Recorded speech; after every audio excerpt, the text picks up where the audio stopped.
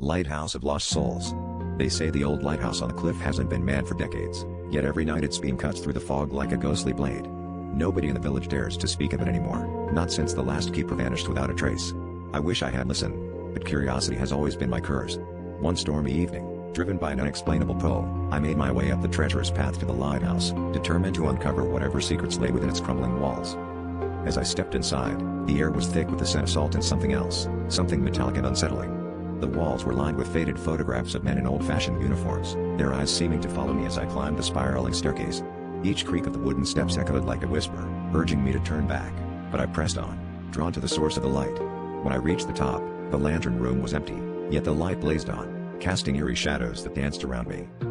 Suddenly, the light flickered, and I caught a glimpse of a figure in the reflection of the glass, a gaunt man in a keeper's uniform, his face twisted in anguish.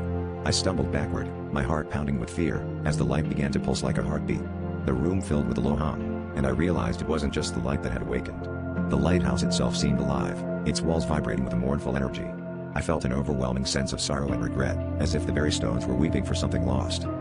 In a moment of clarity, I understood the truth. The lighthouse was a beacon for the souls of lost keepers, trapped in an endless cycle of duty.